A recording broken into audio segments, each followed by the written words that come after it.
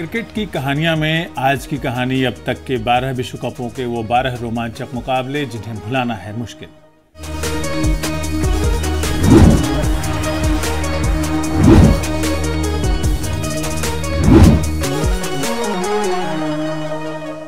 नमस्कार, मैं हूं मंजीत ठाकुर और पेश कर रहा हूं क्रिकेट की कहानियां।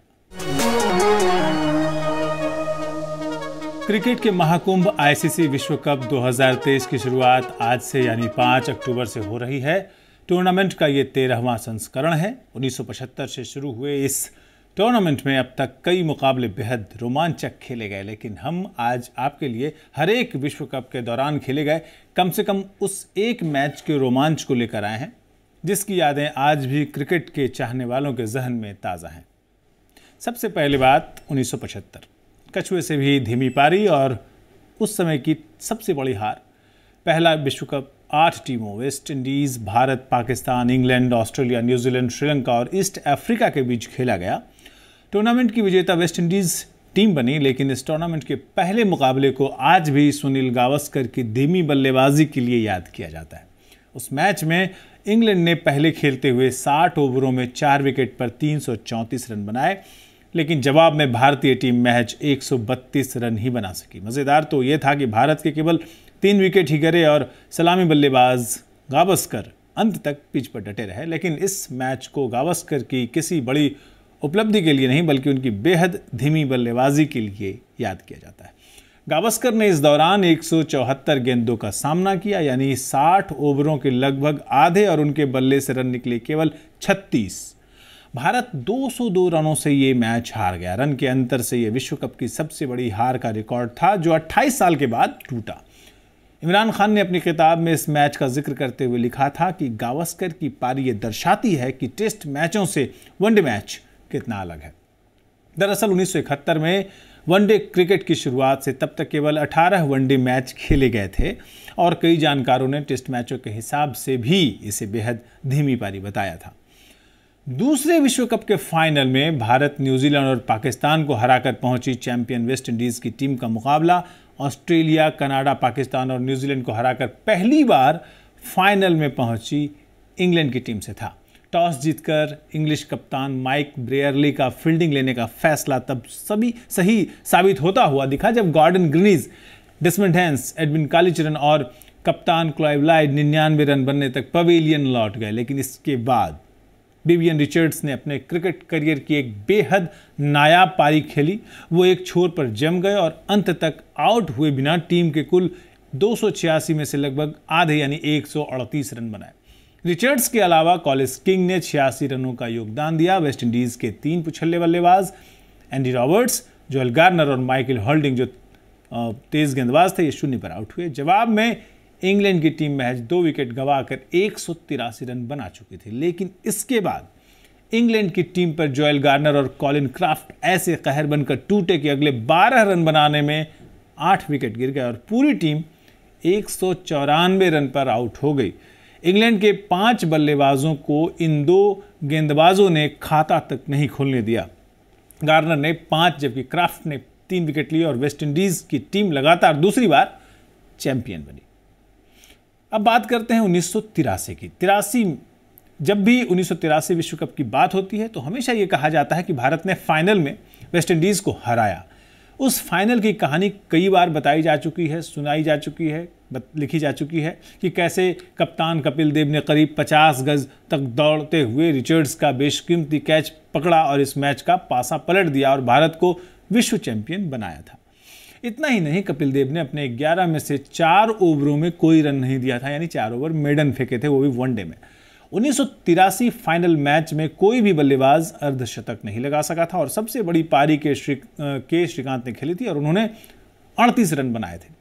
भारतीय गेंदबाजी कितनी सधी हुई थी इसका अंदाज़ा इसी बात से लगाया जा सकता है कि वेस्ट इंडीज़ के 7 बल्लेबाज डबल डिजिट में नहीं पहुंच सके थे। लेकिन उस फाइनल के हीरो केवल कपिल देव नहीं थे बल्कि मोहिंदर अमरनाथ थे। उन्होंने 26 रन बनाने के साथ साथ 3 विकेट भी लिए थे और ये उस वक्त की अविजित मानी जाने वाली वेस्ट इंडीज़ की टीम के लिए इतना बड़ा आघात था कि उनके कप्तान क्लाइव लॉयड ने वर्ल्ड कप हारने के ठीक बाद कप्तानी छोड़ दी थी।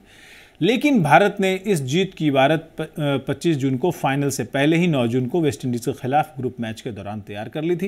ये वो मुकाबला था जब 2 बार की चैंपियन वेस्टइंडीज की टीम पहली बार विश्व कप में कोई मैच हारी थी। इस मैच में भारत ने 262 रन बनाए थे और जवाब में पूरी वेस्टइंडीज की टीम 228 रनों पर सिमट गई थी। भारत की जीत की नींव रखी थी 89 रनों की बेशकीमती और मैच की एकमात्र अर्धशतकीय पारी खेलने वाले बल्लेबाज यशपाल शर्मा ने। अब बात करते हैं 83 के बाद 1987 के वर्ल्ड कप की, जब पहली बार 1 रन से हुआ था विश्व कप में फैसला। अक्टूबर-नवंबर 1987 में खेले गए चौथे विश्व कप में मैच के दौरान फेंके जाने वाले ओवरों की संख्या पहली बार 60 से घटाकर 50 कर दी गई, जो अभी भी है। पहली बार इंग्लैंड से बाहर निकलते हुए रिलायंस वर्ल्ड कप के नाम से खेले गए इस विश्व कप का भारत और पाकिस्तान ने संयुक्त रूप से आयोजन किया था। इस टूर्नामेंट का तीसरा मैच भारत और ऑस्ट्रेलिया के बीच खेला गया, जो बेहद रोमांचक था और दिल थाम कर देखने वाला मुकाबला था। भारत के कप्तान कपिल देव ने टॉस जीतकर ऑस्ट्रेलिया को बल्लेबाजी के लिए आमंत्रण दिया, लेकिन कंगारू टीम ने डेविड बून और जियोफ मार्श की शतकीय साझेदारी के साथ शानदार शुरुआत की। मार्श एक छोर से जमे रहे और ऑस्ट्रेलिया ने 50 ओवरों में 6 विकेट के नुकसान पर 270 रन बना डाले। इसके जवाब में भारत ने भी सधी हुई बल्लेबाजी की और एक वक्त के श्रीकांत के 70 और नवजोत सिद्धू के 73 रनों की बदौलत 2 विकेट के नुकसान पर 207 रन बना लिए थे। लेकिन इसी स्कोर पर सिद्धू के आउट होते ही भारतीय पारी बिखरना शुरू हो गई और पूरी टीम ऑस्ट्रेलिया के 270 रनों के महज 1 रन दूर 269 रनों पर ऑल आउट हो गई। रनों के लिहाज से यह पहली बार था कि विश्व कप में किसी मैच का फैसला महज 1 रन के अंतर से हुआ था। हालांकि इस मुकाबले से पहले वनडे क्रिकेट में 3 बार 1 रन से फैसला हो चुका था। 1992 का विश्व कप जाना जाता है डकवर्थ लुईस नियम की शुरुआत के लिए, और एक बार तो लक्ष्य 1 गेंद पर 22 रन बनाने का भी मिला इसी नियम के तहत। 1992 के विश्व कप में ही पाकिस्तान के बल्लेबाज जावेद मियांदाद और भारत के विकेटकीपर किरण मोरे के बीच कहासुनी हुई थी और उसके बाद मियांदाद मोरे को चिढ़ाने के लिए मेढक की तरह उछलने लगे थे, जिसके फोटोज आपने देखे होंगे। ये वो टूर्नामेंट था जब इंटरनेशनल क्रिकेट में वापसी के बाद पहली बार दक्षिण अफ्रीकी टीम ने विश्व कप में शिरकत की और सेमीफाइनल तक पहुंचने में कामयाब रही। इंग्लैंड के खिलाफ इस मुकाबले में 253 रनों के लक्ष्य का पीछा करते हुए दक्षिण अफ्रीका बेहद दमदार अंदाज में बल्लेबाजी कर रही थी। उसे जीतने के लिए 13 गेंदों पर 22 रन बनाने थे, लेकिन तभी बारिश आ गई और जब खेल दोबारा शुरू हुआ तो नए नियम डकवर्थ लुईस को लागू करते हुए अफ्रीकी टीम को एक असंभव लक्ष्य दिया गया था। अफ्रीकी टीम को 1 गेंद पर 22 रन बनाने थे। इंग्लैंड सेमीफाइनल तो जीत गया, लेकिन फाइनल मुकाबले में पाकिस्तान ने उसे हराकर पहली बार विश्व कप का खिताब अपने नाम किया। ये वही टूर्नामेंट था जिसके ग्रुप मैच में दक्षिण अफ्रीका ने पाकिस्तान को 20 रन से हराया था। इस मैच में फील्डिंग के दौरान जॉन्टी रोड्स ने जिस तरह जमीन के पैरेलल उछलते हुए गिल्लियां बिखेरते हुए इंजमामुल हक को रन आउट किया, उसकी तस्वीर अगले दिन सभी अखबारों के पन्ने पर छाई रही।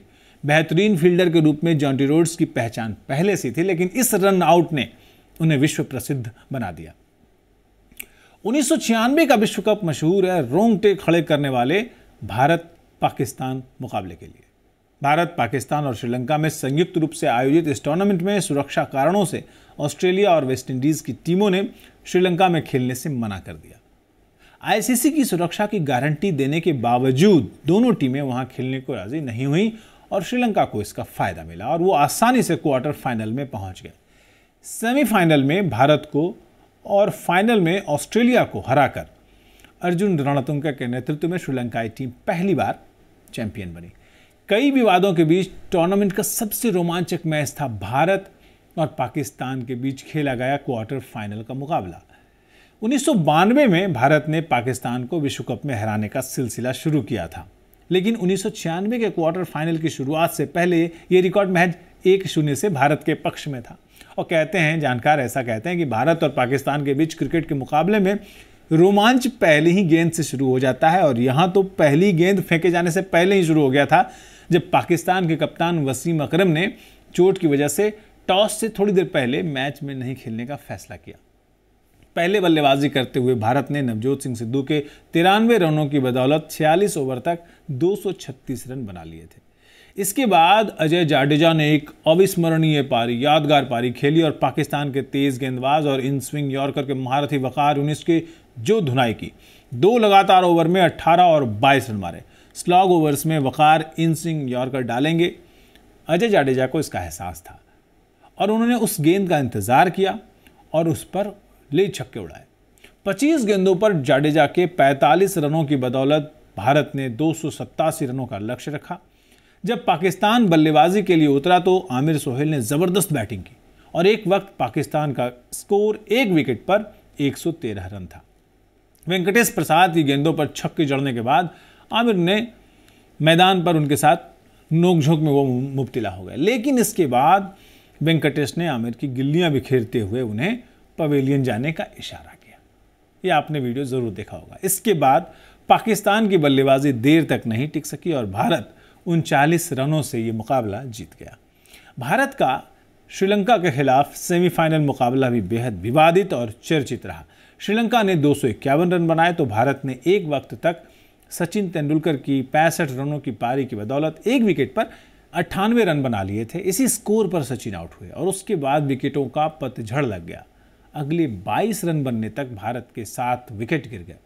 120 रन पर 8 विकेट के स्कोर पर ईडन गार्डन पर दर्शकों ने हिंसक रुख अपना लिया और आगजनी करने लगे। गुस्साए भारतीय समर्थकों ने मैदान पर बोतलें और फल फेंकना शुरू कर दिया। इसके बाद मैच रेफरी ने इस मुकाबले को श्रीलंका के नाम कर दिया। अब आते हैं 1999 वर्ल्ड कप पर। यह बांग्लादेश का पहला वर्ल्ड कप टूर्नामेंट था। न्यूजीलैंड, वेस्टइंडीज और ऑस्ट्रेलिया से हारकर इस टीम ने पाकिस्तान के खिलाफ शानदार जीत दर्ज की। पाकिस्तान को उन्होंने 62 रनों से हराया। हालांकि पाकिस्तान ने वेस्टइंडीज, ऑस्ट्रेलिया और न्यूजीलैंड से जीत दर्ज कर नॉकआउट दौर में पहले ही अपनी जगह बना ली थी और फिर सेमीफाइनल जीतते हुए वो फाइनल तक पहुंचा। लेकिन इस टूर्नामेंट की विजेता बनी ऑस्ट्रेलियाई टीम को सेमीफाइनल में बड़ी मुश्किल से दक्षिण अफ्रीका पर एक रोमांचक जीत मिली थी। लॉन्स क्लूजनर की यादगार पारियों की बदौलत सेमीफाइनल तक पहुंची दक्षिण अफ्रीकी टीम ने ऑस्ट्रेलिया को निर्धारित 50 ओवर्स के खेल में 4 गेंद शेष रहते 213 पर ऑल आउट कर दिया। इसके बाद शेन वॉर्न ने अपनी सधी हुई फिरकी पर अफ्रीकी बल्लेबाजों को नचाते हुए शुरुआती 3 विकेट झटक लिए। पहले 4 विकेट गिरने तक अफ्रीका का स्कोर 61 रन था। इसके बाद कैलिस, रॉड्स और फिर क्लूजनर की पारियों की बदौलत अफ्रीकी टीम जीत के मुहाने पर पहुंच गई, लेकिन यहां तक पहुंचते पहुंचते उसके 9 विकेट गिर गए। टूर्नामेंट में मैन ऑफ द सीरीज रहे लॉन्स क्लूजनर एक छोर से जमे हुए थे और आखिरी ओवर में केवल 9 रन बनाने थे। दूसरे छोर से उनका साथ दे रहे थे अनुभवी गेंदबाज फास्ट बॉलर एलन डोनाल्ड। अंतिम ओवर की पहली 2 गेंदों पर क्लूजनर ने चौका जड़ा, लिहाजा दोनों टीमों का स्कोर बराबर हो गया और अब 4 गेंदें बची हुई थी। तीसरी गेंद सीधी फील्डर के हाथों में गई और डोनाल्ड रन आउट होते होते बचे। चौथी गेंद पर शॉट खेलकर क्लूजनर दूसरी छोर पर जा पहुंचे, लेकिन डोनाल्ड अपनी क्रीज से बाहर तक नहीं निकले और जब तक वो दौड़ते दूसरे छोर पर गिल्लियां बिखेरी जा चुकी थी। एनल डोनाल्ड रन आउट हो गए और एक बार फिर दक्षिण अफ्रीकी टीम फाइनल में पहुंचने से चूक गई। इसी टूर्नामेंट के अंतिम लीग मैच में भी इन्हीं दोनों टीमों का मुकाबला हुआ था। अफ्रीकी टीम ने पहले खेलते हुए हर्षल गिब्स की 101 रनों की पारी की बदौलत 271 रन बनाए। जवाब में ऑस्ट्रेलिया ने 2 गेंद शेष रहते जीत दर्ज की। इसमें कप्तान स्टीव वॉ की 110 गेंदों पर खेली गई 120 रनों की पारी का बहुमूल्य योगदान था। वॉ की पारी की शुरुआत में ही गिब्स ने उनका एक आसान सा कैच गिरा दिया था। ऑस्ट्रेलिया अगर ये मैच हार जाता तो वो विश्व कप से बाहर हो जाता। इसी समय वॉ ने गिब्स से कहा था कि दोस्त, तुमने वर्ल्ड कप गिरा दिया है। गिब्स के आसान कैच गिराने को लेकर विवाद भी हुआ था, लेकिन विवाद ये नहीं था कि वो कैच कैसे गिरा, बल्कि बात ये सामने आई कि शेन वॉर्न ने पहले ही कह रखा था कि ये गिब्स कैच गिराएगा और वैसा ही हुआ। बाद में शेन वॉर्न ने कहा कि वो उसकी बहुत जल्दी खुशी मनाने की प्रवृत्ति से वाकिफ थे और उसी की बुनियाद पर उन्होंने ये बात कही थी, लेकिन आज तक ये विवाद खत्म नहीं हो सका है कि गिब्स ने जानबूझकर वो कैच छोड़ा था या फिर शेन वॉर्न क्रिकेट के इतने महान खिलाड़ी हैं जो दूसरे खिलाड़ियों की प्रवृत्ति को इस कदर जानते हैं कि उसकी बुनियाद पर पूर्वानुमान और भविष्यवाणी कर सकें। 2003 का विश्व कप सचिन तेंदुलकर और शोएब अख्तर के बीच जोरदार मुकाबले की वजह से जाना जाता है। 1983 के बाद पहली बार भारतीय टीम इस विश्व कप के फाइनल में पहुंची, लेकिन हार गई। हालांकि भारतीय दर्शकों के लिए टूर्नामेंट के दौरान खेला गया भारत पाकिस्तान का मुकाबला ज़्यादा अहम था और ये वो दिन था जब भारतीय बल्लेबाजों ने पाकिस्तान के गेंदबाजों की बहुत धुनाई की थी और ये उस वक्त के सबसे तेज़ गेंदबाज शोएब अख्तर और सबसे बेहतरीन बल्लेबाजों में से एक, जाहिर है क्रिकेट के भगवान सचिन तेंदुलकर के बीच मुकाबला था। और मैच के दौरान सचिन शोएब की गेंदों को बार बार बाउंड्री के पार पहुंचा रहे थे और उसमें वो मशहूर उनका पॉइंट की तरफ से छक्का भी शामिल है। पाकिस्तान ने पहले बल्लेबाजी करते हुए 273 रन बनाए थे। लक्ष्य का पीछा करने के लिए उतरी सहवाग और सचिन की जोड़ी। सहवाग 21 रन बनाकर जल्दी आउट हो गए, लेकिन सचिन एक छोर पर डट गए और 75 गेंदों पर 12 चौके और एक छक्के की बदौलत उन्होंने 98 रनों की मैच जिताऊ पारी खेली। अंत में राहुल द्रविड़ और युवराज सिंह ने भी शतकीय साझेदारी की और भारत 26 गेंद शेष रहते ये मैच जीत गया।